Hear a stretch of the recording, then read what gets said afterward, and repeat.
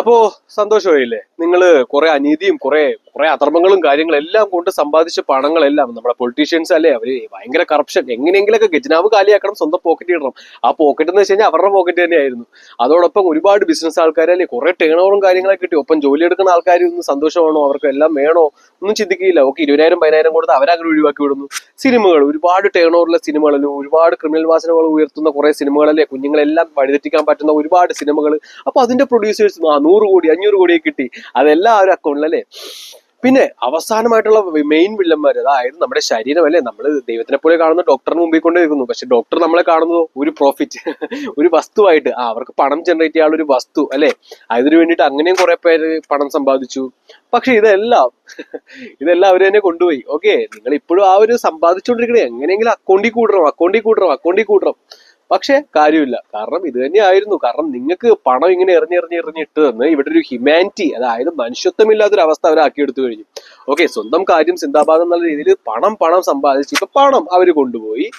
ഇനിയാണ് twist. Okay, ഇനിയാണ് twist എന്ന് വെച്ച് കഴിഞ്ഞാൽ വേറെ പിന്നെ പാവങ്ങൾ എന്ന് വെച്ച് കഴിഞ്ഞാൽ ബുദ്ധിഹീനര്. അവരിങ്ങനെ റീൽസും കാര്യങ്ങളൊക്കെ കണ്ടിങ്ങനെ നടപ്പുണ്ട്, നമ്മളെ കളിയായിക്കൊണ്ടൊക്കെ ഇരിപ്പുണ്ട്. അപ്പൊ അങ്ങനെയുള്ളവരുടെ ഗുണമെന്ന് വെച്ച് കഴിഞ്ഞാൽ അവരിപ്പോ ഒരു പ്രൈവറ്റ് കമ്പനിയിലാണ്, അല്ലെങ്കിൽ ഏതെങ്കിലും വിദേശത്ത് ആരുടെങ്കിലും അടിമപ്പണിയാണ്. പക്ഷെ അവരും ഇതിൽ വിക്റ്റിം ആകും. കാരണം മുതലാളിനെയാണ് പിടിച്ചേക്കണം, മുതലാളി ഇല്ലെങ്കിൽ തൊഴിലാളി ഇല്ല. അപ്പൊ അവരും അങ്ങനെ പോകും. വേറൊന്നുമല്ല, അവിടെ ഒരു വാറോ കാര്യങ്ങളൊക്കെ ചെയ്യുമ്പോഴായിരിക്കും ഈ പറയുന്ന ഇലക്ട്രോ മാഗ്നറ്റിക് പൾസ് വഴി ഇവിടെ ഫ്രീസ് ചെയ്യുന്നത് എമൗണ്ട് എല്ലാം. അപ്പൊ എന്താ ഗുണമെന്ന് വെച്ച് കഴിഞ്ഞാൽ മാതാപിതാക്കൾക്ക് അവിടെയുള്ള മക്കളോട്ട് കോണ്ടാക്ട് പോലും നടക്കില്ല. ഓക്കെ, അവരെവിടെയാണ് എന്താണ്, ഇപ്പൊ ഈ ഫോണ് വീഡിയോ കോളൊക്കെ ഉള്ളതുകൊണ്ടാണ് ഈ ഒരു പ്രവാസം അല്ലെങ്കിൽ ഇതെല്ലാം വളരെ ലൈറ്റ് ആയിട്ട് തോന്നുന്നത്. ഇതെല്ലാം അവർ തന്നെ കൊണ്ടുവന്നു, അവർ തന്നെ ഇല്ലാതാക്കും. ഓക്കെ, അങ്ങനത്തെ ഒരു വലിയൊരു പ്രശ്നം ഇനി വരാൻ പോകുന്നുണ്ട്. പക്ഷെ ഇപ്പൊ എല്ലാവരും ആ ഒരു ഗെയിം, അതോടൊപ്പം യാതൊരു കാര്യം അന്വേഷിക്കുന്നില്ല. അവർ ആ ഒരു സുഖത്തിൽ പോയിക്കൊണ്ടിരിക്കുന്നത്. ആ ഒരു സുഖത്തിന്റെ പേര് തന്നെയാണ് ഡോപ്പമൈൻ ഹൈക്ക് എന്ന് പറയുന്നത്.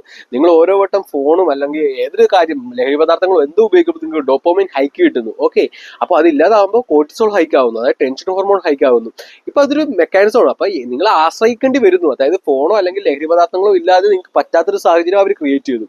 ഇത് തന്നെയാണ് അവർക്ക് വേണ്ടത്. കാരണം യങ്സ്റ്റേഴ്സ് ആണ് ചോദിക്കേണ്ടത്. ഓക്കെ, അപ്പൂപ്പന്മാർക്ക് അറിയില്ല എന്താ ചെയ്യേണ്ടത്, അപ്പൂപ്പന്മാർക്ക് പണം മതി. പക്ഷെ അപ്പൂപ്പന്മാരുടെ പണവും കൊണ്ടുപോകുന്നതാണ്. വളരെ നല്ലൊരു മാട്രിക്സ് ആയിരുന്നു അത്. പക്ഷെ അതിലെല്ലാം നിങ്ങൾ അകപ്പെട്ടു കഴിഞ്ഞു.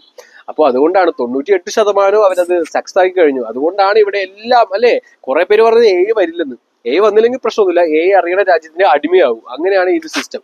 അപ്പോൾ ഒരു നോളജ് ഇല്ലാത്ത രീതിയിൽ ഇങ്ങനെ മുമ്പോട്ട് പോകുമ്പോൾ ഒരു രാജ്യത്തിന്റെ നട്ടലാണ് അവിടുത്തെ ഒരു ഗവൺമെന്റ് അല്ലെങ്കിൽ അവിടുത്തെ ജുഡീഷ്യറി സിസ്റ്റം. പക്ഷെ ആ ഒരു നട്ടല് പോലും വേറൊരാളുടെ കയ്യിലാണെങ്കിലോ, അപ്പൊ കാര്യമില്ല. ഓക്കെ, ആ ഒരു ഫുൾ ശരീരമാവുന്ന ജനങ്ങള് വലയുന്നതാണ്.